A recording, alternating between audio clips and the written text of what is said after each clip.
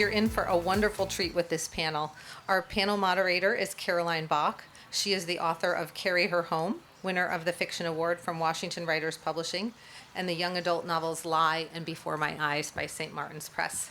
She's also co-president at Washington Writers Publishing House. Michelle Brafman is the author of Washing the Dead, Bertrand Court Stories, and Swimming with Ghosts. Her work has appeared in Oprah Daily, O Quarterly, Slate, LitHub, The Forward, and elsewhere. She teaches fiction writing, or as she calls teaching, she's a story coaxer, love that term, in the Johns Hopkins University MA in Writing program. She grew up in Whitefish Bay, Wisconsin, and has never lived more than a mile from a body of water, be it the Lake Michigan, the Pacific Ocean, and now the Potomac River. Her novel, Swimming with Ghosts, is set at a community pool here in the DC area. Adrienne Brodeur is the author of the memoir Wild Game, which was selected as a Best Book of the Year by NPR and the Washington Post, and it's in development as a Netflix film. Yes, I know, excited for that. She also founded the literary magazine Zoetrope All Story with Francis Ford Coppola and currently serves as executive director of Aspen Words, a literary nonprofit. A literary nonprofit and program at the Aspen Institute. I was going to say, I know you guys run a really great writers conference and readers event once a year. Her recent novel, Little Monsters, is a New York Times Editor's Choice and was a Vogue Best Book in 2023. She splits her time between Cambridge and the beautiful Cape Cod, where she lives with her husband and children. There's a quote that I use often when I teach essay workshops. It's a Tolstoy quote that goes, "Art is a microscope which the artist fixes on the secrets of his soul and shows to people these secrets which are common to all." These two authors, their work does that in spades, so you're in for a treat. Thank you for coming, both of you. Thank you.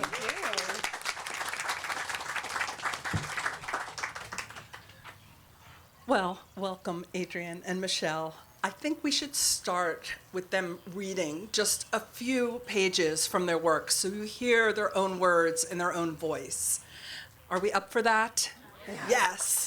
So, Adrienne? Okay, am I on? So I guess I will do this without any preamble, but I'm going to just tell you one or two little things. We start in the head of the patriarch, Adam, who is a marine biologist studying humpback whales. He's about to turn 70, and he's really concerned about his relevance in the world and wanting to make one last big discovery. He also happens to have bipolar disorder. So I'm not reading from the very first chapter, the very first page of the book, but I'm reading shortly into the beginning, when he's been suffering from insomnia because he's in starting a manic period. So here we go. Adam tried to decipher the clues his mind was depositing. He had one big discovery left in him. He felt sure of that. This thing, whatever it was, an idea, a theory, was taking its own sweet time to make itself known. He knew he needed to trust the process. If he could practice patience and maintain equilibrium, Adam felt certain that every book he'd ever read, every piece of art that had ever moved him, every conversation, creature, curiosity, and concept he'd encountered in his lifetime would align like cherries in the slot machine of his mind. For now, the anticipation of it, the pre-buzz of impending discovery, was as mouth-watering as the squeak of a wine cork before dinner. I need one more hand. He basked in an exquisite sense of déjà vu, feeling a comradeship with other great discoverers, James Cook, Charles Darwin, Jacques Cousteau. To his credit, at the onset of this latest bout of insomnia, Adam followed protocol and made an appointment at the clinic in Hyannis, knowing full well what to expect: a blood draw, a barrage of questions, an adjustment in medication. What he hadn't expected was that the doctor who'd been treating him for the last 3 decades had retired. Why Dr. Peabody hadn't bothered to inform him directly was beyond him. 30 years was, well, a very long time. Adam pointed out the oversight to the front desk clerk, a busty young woman with blue fingernails, who assured him that an email had been sent to patients the previous month. Had he thought to check his junk folder, she asked, clicking together her talons. Adam started to answer, but held his tongue. Who, but an idiot, would bother to check something called a junk folder? He followed her down the hall to the exam room, still puzzling over why his longtime doctor, at least 5 years his junior, would have retired. To do what? In Peabody's place, a kid half Adam's age, outfitted in tight pants and alarmingly bright orange socks, strode into the exam room. Was it too much to ask that the person evaluating his mental state have at least one gray hair on his head? The new doctor acknowledged Adam only cursorily, opting to study his electronic patient chart first. Mistake number 1. Mistake number 2 was the doctor's lecture on sleep hygiene. For the love of God, why not just call a thing a thing? Passed away, big boned. What was so wrong with dead and fat? Euphemisms were tools of the feeble-minded. Hygiene brought to mind feminine products, something Adam did not wish to contemplate. But that led him to think about parts of the female anatomy he did like to contemplate. Stay focused, Adam reminded himself. He took notice of the boy's weak chin. I don't think we've had the pleasure of a proper introduction, Adam said, cutting the lecture short. I'm Dr. Gardner. In his lifetime, Adam Gardner, Ph.D., had an acclaimed career as a research scientist for the Cape Cod Institute of Oceanography, CCIO to those in the know. His glory days were in the late 1970s when, as a young scientist, he was part of a team that disproved once and for all the notion that life could be sustained only by a photosynthesis-based food chain. In the pitch-black depths of the Pacific Ocean north of the Galapagos Islands, they'd encountered evidence in the form of foot-long clams, giant red tube worms, and spiny white crabs that even in darkness there was life.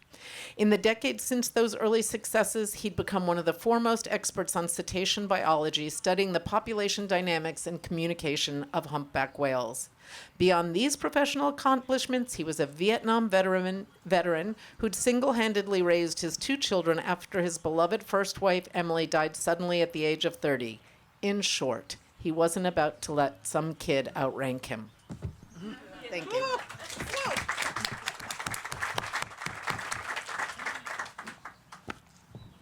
Oh my goodness, that was amazing, and thank you for that quote, Christine. That that was such a great introduction, and I that was so beautiful.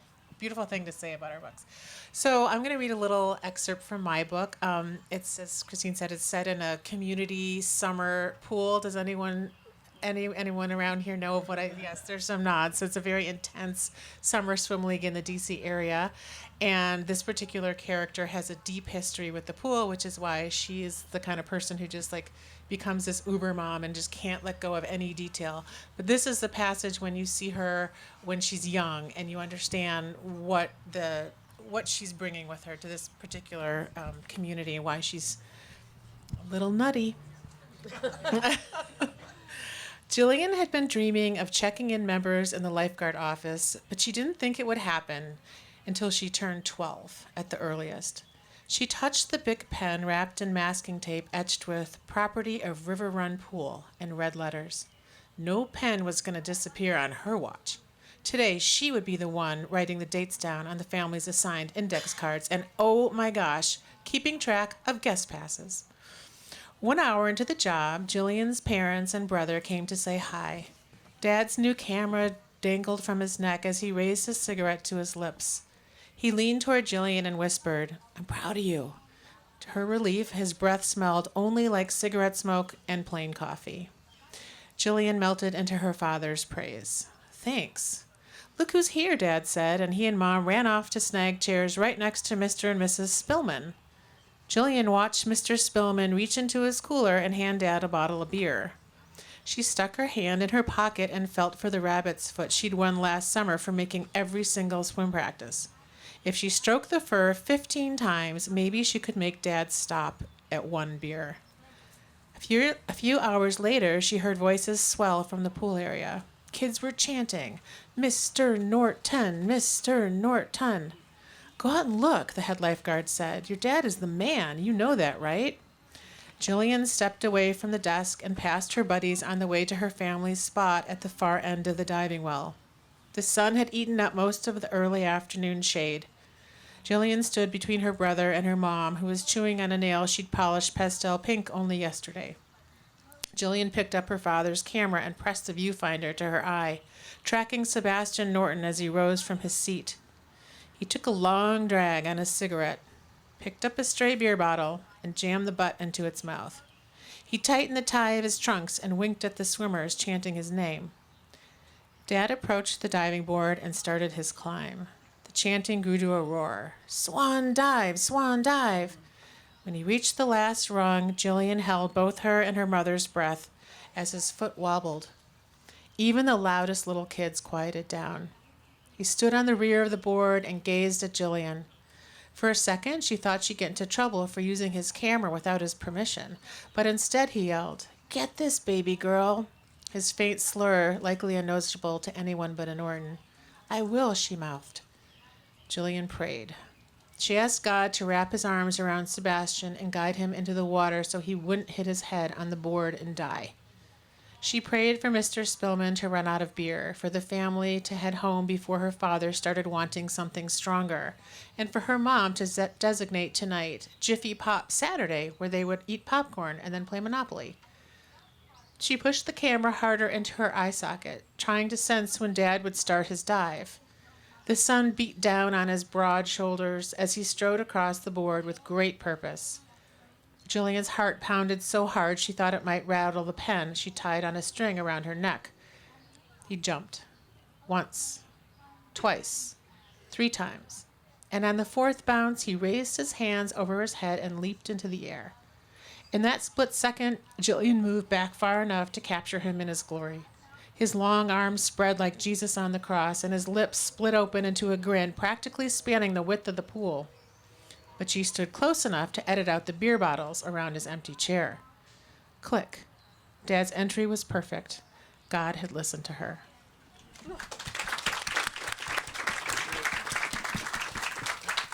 Wow. Wow. I have to say, I read these 2 books at 2 different points in the year. I read Michelle's first earlier and Adrienne's more recently. And what struck me is that they're both family dramas. In fact, the only Tolstoy quote I know is about, there are no stories about happy families.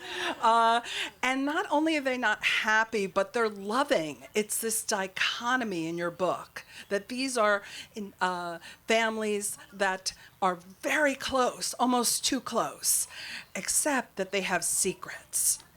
And they are centered, interestingly, on fathers, which, as some of you know, I was actually raised by a single father, so it even drew me even more to your stories. And I was wondering why you made that choice, that the father, and not as we often see in family dramas, mothers, as the center. And if you set out to write a family drama that had these secrets, or did the secrets evolve?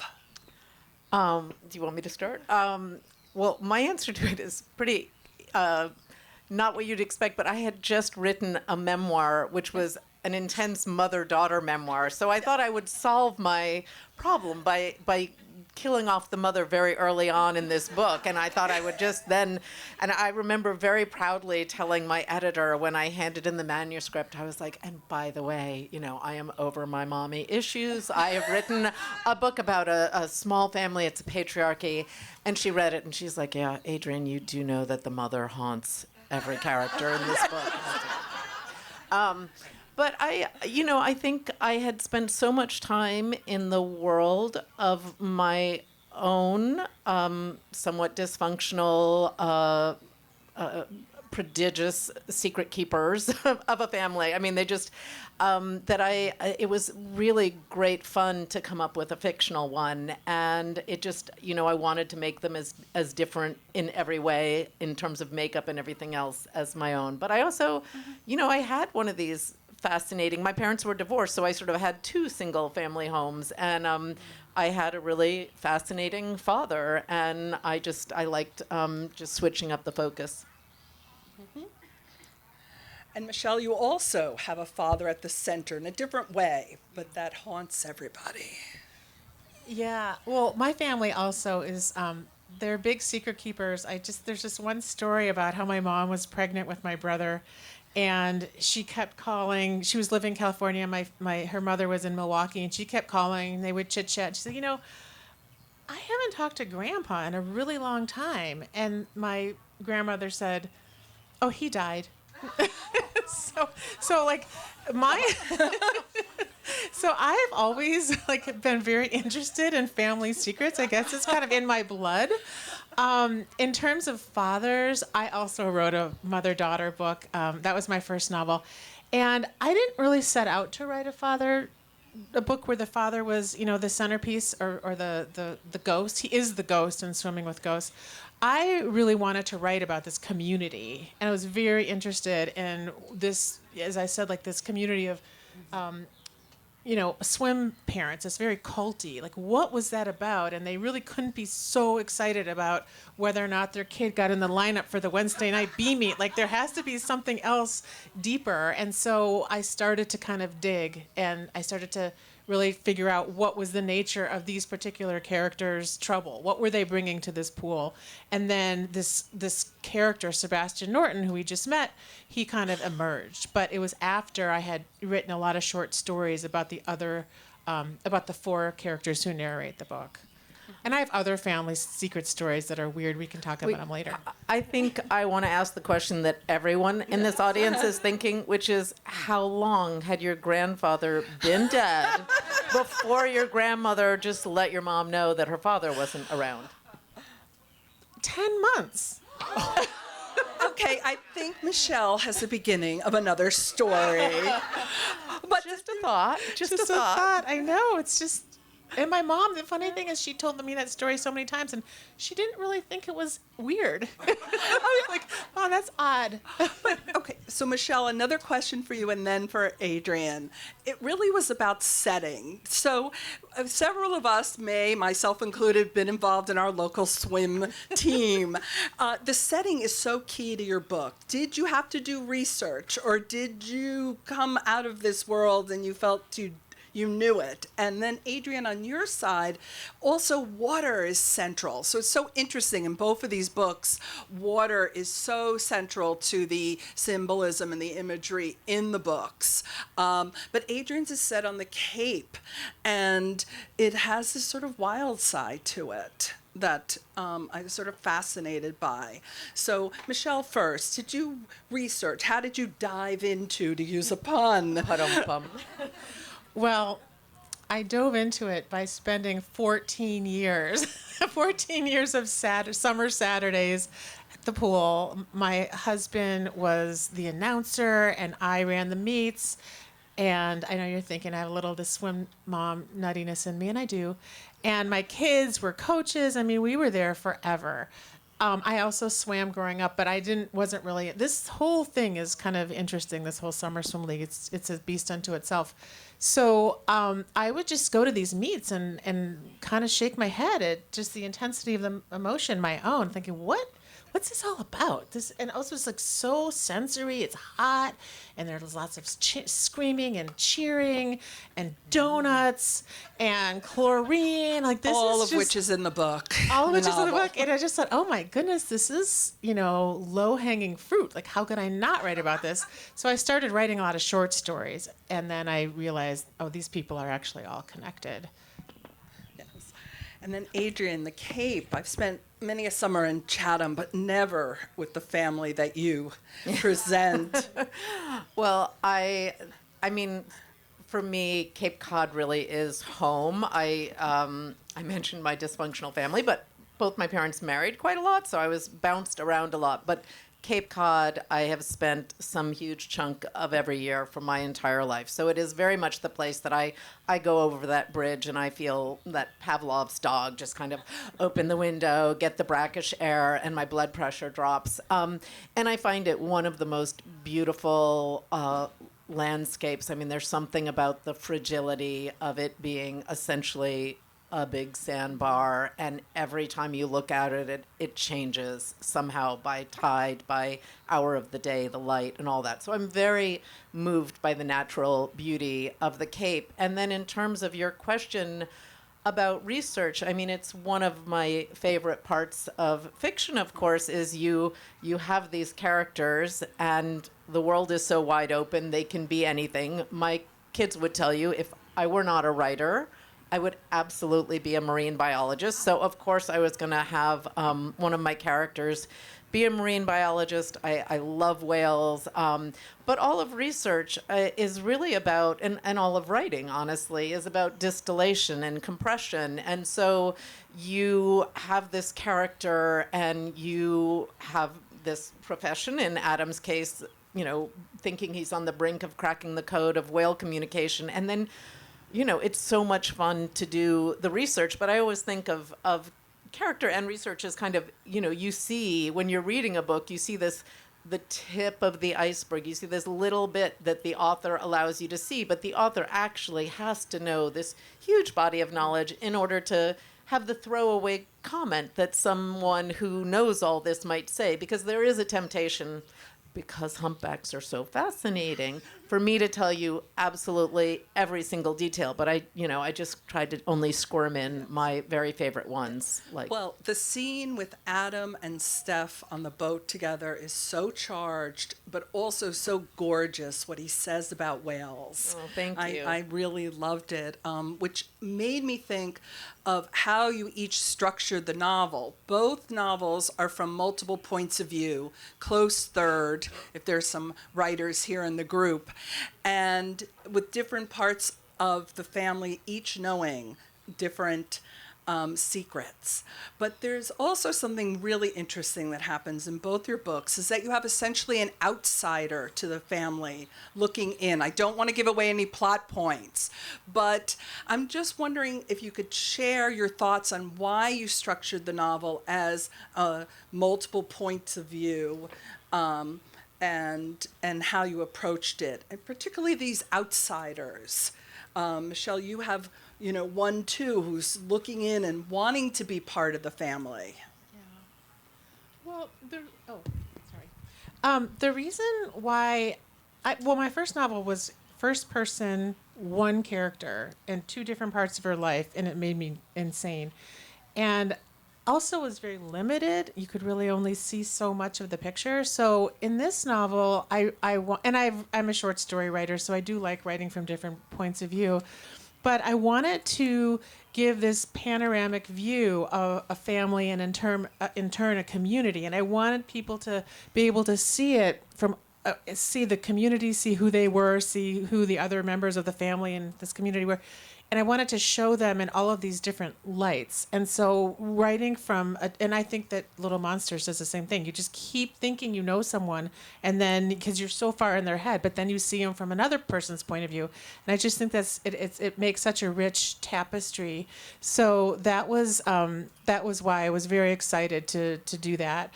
And in terms of the outsider, I have two outsiders. One is kind of like a Nick Carraway character from the Gatsby. He's the son of two of the characters, and he's a lifeguard and he's a coach. And I just could see him sitting on that lifeguard stand, kind of watching all these adults drowning, literally. So you get a little distance from him because he's not quite in the mix. And then the other character is she is the character who's not the parents of this young man. She was conceived from an affair, and she never really felt like she belonged in her family of origin. And she takes that outsiderness. It really drives her behavior. It drives how she builds relationships. And she takes that into every single situation and every single relationship that she ends up pursuing. And so that is her motivation for a lot of what she does this summer to kind of blow up this community. Yes. There's an incredible moment where somebody steals somebody's bra at the community pool. As happens. Yes. We won't give away who, but it's definitely somebody who has a grudge. Well, I feel like we're actually like secret sisters who didn't know each other, because my answer is very similar. I had written a memoir before this, and it was the I point of view. I knew, obviously, the characters and so on. Why I chose a close third person and going in this kaleidoscopic way from head to head is I really wanted to just crack open, but with great compassion, this family, because I think it's very easy. There's one of my favorite lines, which guided my memoir, but it has in turn guided all my thoughts on character, is from a wonderful book by Vivian Gornick called The Situation and the Story. And it's a craft book technically for nonfiction, but really it applies anywhere. And the quote was, "In order for the drama to deepen, you must show the loneliness of the monster and the cunning of the innocent." And to me, that is what I aspire to with character. I am not interested in heroes and villains. I'm interested in sort of what's courageous and corrupt in all of us. And I think I wanted to do that with each of my characters. So even the most sort of, the person that arguably people find really hard to deal with, he also happens to be, this is Ken, the son, he happens to be the most wounded person in the book. And like all animals, we humans are at our most aggressive when we're wounded. So I just, but I love, there's something also subversive about popping into different heads and everyone knowing a little bit more than the other. Because I think, it's human nature. We all think we know, like, what the person's thinking. She's nodding because of this, but actually she might be nodding because she's thinking of the time her husband gave her flower. You know what I mean? Like, we make stories about everyone's facial expression, all this stuff. We're almost never right? Yeah, I love that. And I have to say that line from Little Monsters, "The Wounded Wound." Yeah. That's going like on my computer because that allows you to be so compassionate toward these characters, because you have to have your characters behaving horribly, or there's no tension in the book. But it's just, I don't know, I like to think of this term no fault fiction, where you have all these characters and they're all kind of figuring things out, and you make all this trouble, but you feel for every single one. Like, to me, that's, but that line, "the wounded wound," is it something like that? It's so. It's just that just stuck Wounded with me. people wound. Wounded people wound. But yeah. And then just in terms of the outsider, very much the same way. I sort of thought of her as almost like the Greek chorus. So we know what each of the characters, and she just has a much sort of she's flying in from 30,000 feet. She can see more than any of the family members who are within. And there's always this perception that, okay, they're like our characters, we have similar outsiders, and that, there's this family and they're just so perfect. You can really just pick one book. I know, pick one book. And they're off having this like beautiful life, and it's, all documented on Facebook. But then when each of them actually get exposed to these dream families, they're kind of like, Not as cute as I don't know. Anyway, I'm sorry. I'm hijacking the interview. That's, well, because we love these books. They are, I've seen the 10-minute sign. I'm just thinking, let's see, this idea of courageous and corrupt, I just love that, because these are flawed people. These are flawed characters. And your endings, they're not quite happily ever after, but they're so emotionally resonant. And I'm wondering, again, because I'm a writer, if you knew the endings before you started, if you knew how all of these tangled lives were going to come together or tear apart, if you knew that. Go ahead. Not a clue on my part. And that's not quite true. I feel like I set out to write a book about siblings. I set out to write a book that was about sort of how two people who are raised in the same home can be so fundamentally different and have such different outlooks as from one another. And I found the structure of the book, believe it or not, I actually, looked back to see the original sibling, story of all time, which of course is Cain and Abel. And I read that and got a whole lot of nothing, because it's like 2 sentences long. It is not like there is no character motivation. I was like, no character development in that book. It's literally, here's some meat, here's some vegetables. I like meat better, killed. But But I found the structure of the book from that. So what I realized there was like, oh my God, the giving of gifts. This is how I'll do this. So the whole narrative propulsion of my book goes towards Adam, the patriarch's 70th birthday, and these incredibly elaborate and personal and arguably inappropriate gifts that these two children, devise for him. But once I got there, I was like, oh, so is Ken going to kill Abby? Like, what do I do now? And so that got me a very far away in just terms of I got 2/3 of the way through, but then I really had to figure it out. And, there was sort of pressure for a happy ending. But the fact is, Abby and Ken are not going to be okay. They are hopefully both going to leave in a better state than they arrived in. But yeah, I didn't want to tie it up in a nice bow. No, it didn't feel true. Very emotionally satisfying from somebody who has multiple siblings. Yeah. You really captured that male-female, and we didn't have a long chance to talk about your development of your female characters, which are so strong and so compelling and so less broken than the men in both cases. Fundamental sexism. Yes. But Michelle, share about your ending too, because I got to the end, and that moment of the image you have at the end of the dive is still with me a year later. Oh, thank you. So the final image, without giving away the ending, is there's a swan dive involved. That's all I'm going to say. And I did know that from the beginning, but I didn't really know what that meant. And when I said, I like to start a book with a question, and the question was, oh, why are these swim parents, what's all this intensity about? That was kind of how I started it.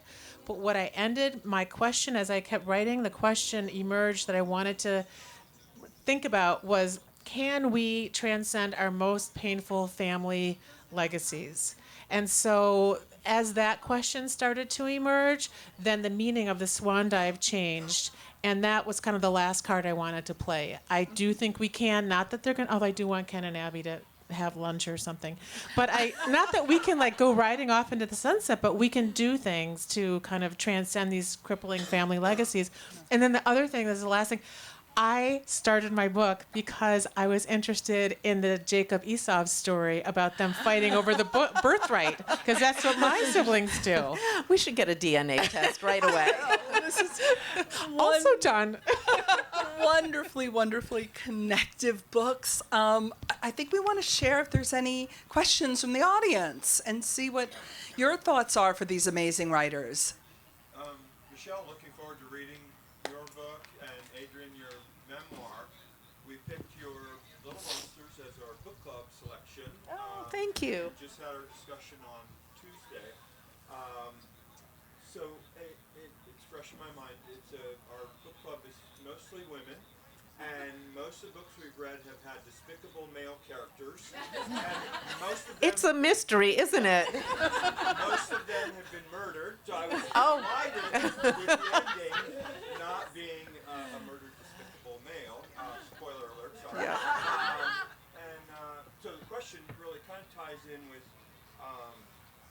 there were a bunch of surprises from my perspective. I thought I knew where it was going. I'm like, oh, there's going to be a 23andMe DNA test to prove it's going to go down this path. And it's pleasantly surprised me in multiple directions.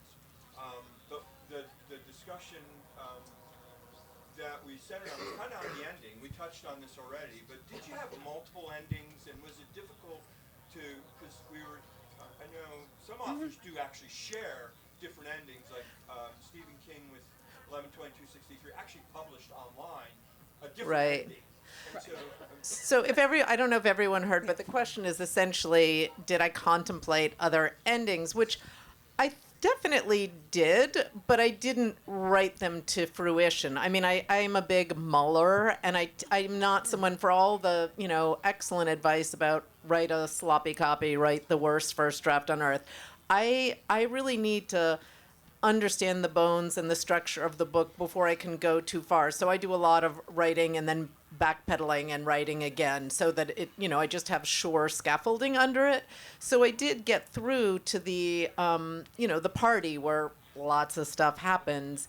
and it was complicated to figure out the rest of it. But so no, I didn't write different things. I did think about a lot of different paths. I'm not sure if that sort of answers fully the question. And then in terms of you know, Despicable Men, honestly, like the character I felt the most compassion for the whole time I was writing was the Ken character. I mean, he really struggled in a way that Abby didn't. He knew his mother. He lost his mother. His father, you know, it just, he was, not everyone sees him as, you know, a character to have empathy for, but I sure did. So Yeah. who knows? Yes. Thank you for the question. Are there others, a character to debate? That's what's wonderful about these books. As you read multiple points of view, you could see which ones you empathize with, which ones you agree with, which ones you hate. That's why I love multiple point of view. And the other thing characters. about, and I'm sure you've book. experienced this, the beauty about going on book tour and talking to people is, you know, this is part of the process. Like, we write one book, and then you all do the rest. I mean, you write the other. Everyone reads through such a distinct lens, and it's so interesting to go out and understand how different people experience your books, because there is no one like, this is what you were doing. They're like, so you really, you know, whatever. And you're like, yeah, I didn't know, but maybe. Do we have other questions? Oh, well, I think we have one over here first, though. Sorry, that's the first one I saw.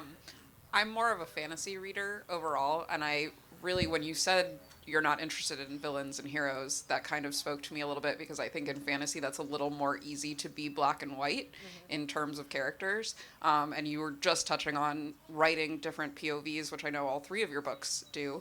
How difficult is it to really get into the head of each individual character, and how easy is it to see where that character ends because you get to know them so well in the process? Great question.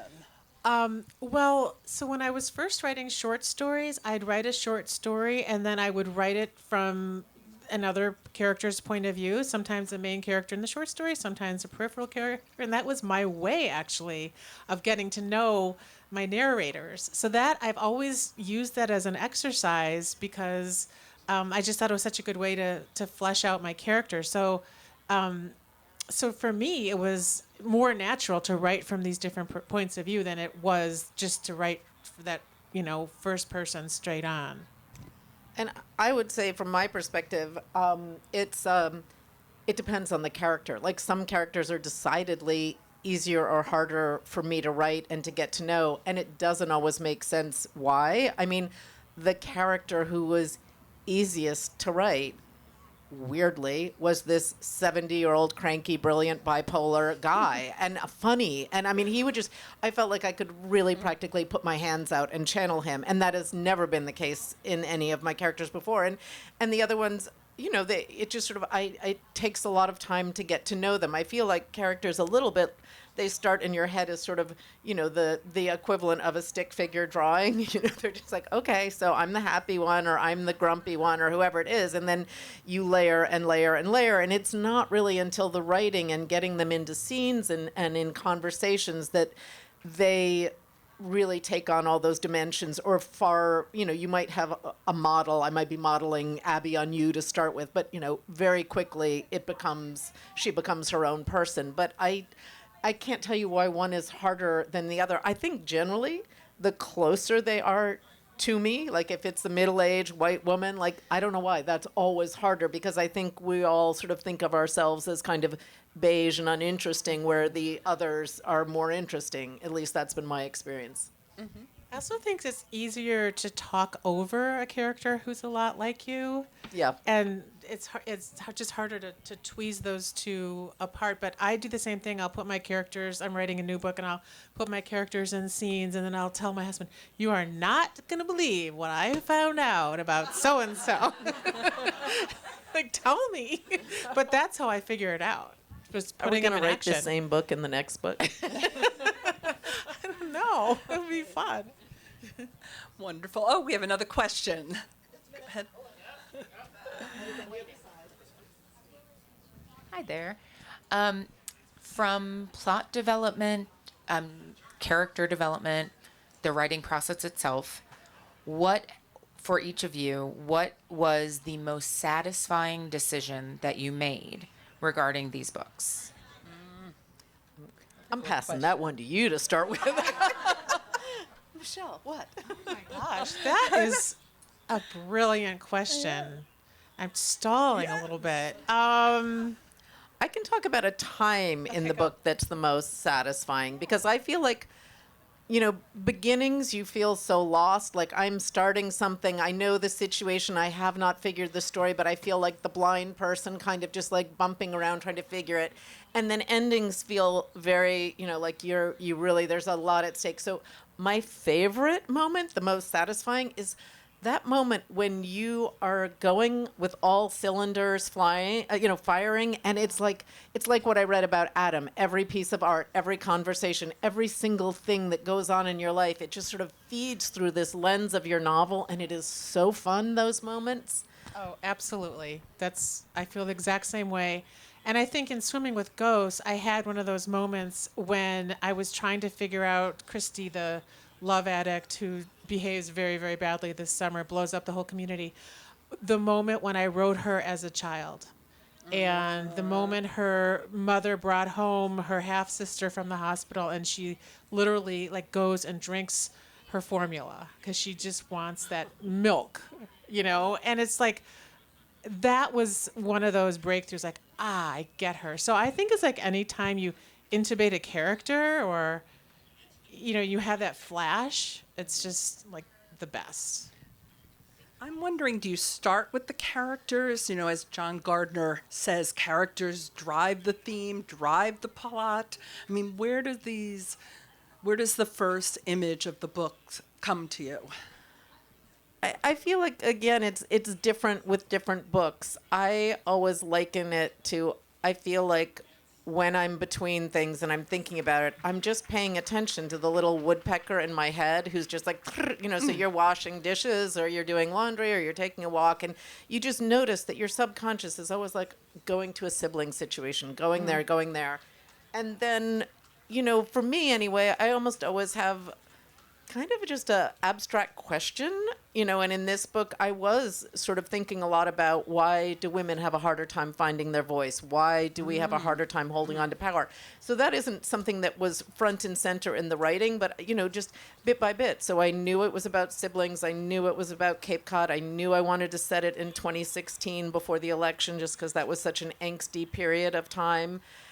But, that's very different from how I'm approaching this new book. So I don't know that there's I do agree that character is ultimately the most important, because that is what drives plot. You don't want to have a plot and then try to insert people in it. You need to know the characters. But I feel like the process changes each time a bit. Is that your situation? Yeah, I feel like, what you said about when you're driving to the Cape, you have that kind of, I call it like a shimmer or a certain kind of energy. I'm always chasing that. Like, where is that, and how does that feed into my book?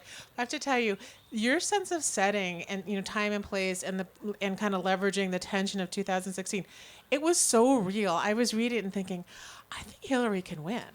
I think she's gonna pull it out.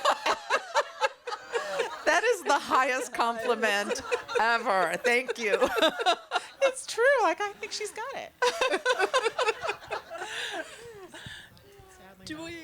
Do we have any other questions? We have 2 minutes, so maybe more. Go ahead. Well, no, I think we're happy to have another one from you now. So, Adrienne, on the covers with the hardcover and the soft cover, they appear to be Abby and Ken. And maybe not, but they're quite different. And Adrienne, do you want to show everybody? One's a beach scene with this is two the young. hardcover, Yep. and this, which just came out last week, is the paperback. Oh, sorry. Yeah. Yay! And the question is really about more. Do you pick the covers? Do you have an influence on them? I'll say neither of them really struck me as super that I could tie it in and say this is definitely what you're trying to communicate, or the. I can answer this question more as a former editor than an author, but jackets have to do so much work, and I think what you really want above all is something that people in this sea of books is going to stop and feel like, oh, this is a really interesting image. What is it? It doesn't need to do the work of the narrative. You have blurbs to do some of that. You have your flap copy, but it has to be an appealing image. And now, of course, in the world we live in, it also has to be able to look good the size of a postage stamp, on Amazon. But so I think it's a real challenge for the designers. And when I was an editor, I remember that, and this is just this particular house's way of doing it. But I could never say, okay, we need a horse. I want a big eye, on the cover. You'd have to say moods like, has an equine feeling, kind of like, it was just so bizarre how we had to talk about it. But for instance, because you were dealing with book designers who are artists themselves. Yeah, they're very much artists themselves, and it's different in different houses, and you do get say. I mean, like I'm very sure if I hated either of these jackets, they would not be the jacket of my book. Likewise, although I say that, and I really didn't like the paperback of Wild Game, but it was, entering the pandemic, and, they were just like, it has to be a really, beachy looking scene, because both the hardcovers tend to look more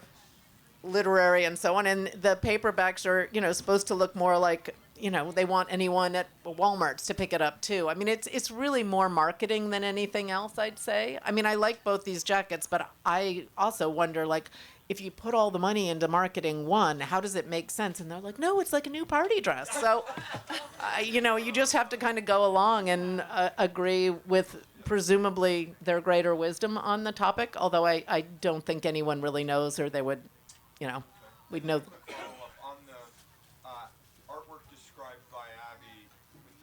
Yeah. Juxtaposed lines and inflicted feelings and storytelling. Was there real life artwork that influenced that? I did a lot of research to various artists to figure it out, but mostly I was driven by the idea of a woman trying to find her voice artistically, which I think was probably based on myself with Wild Game, trying to find my voice in it. And once able to do that, it's a very satisfying moment in an artist's career. And so I think that was more it. But I did, I looked at all sorts of modern artists, and then, developed her pictures are in here. I've not seen them in the real world.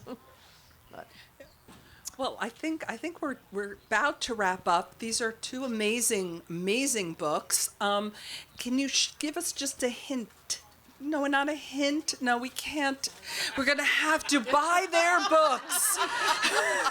The hint I was going to say was for the next book, but these are two amazing family dramas. I love them. They have secrets. They have passion.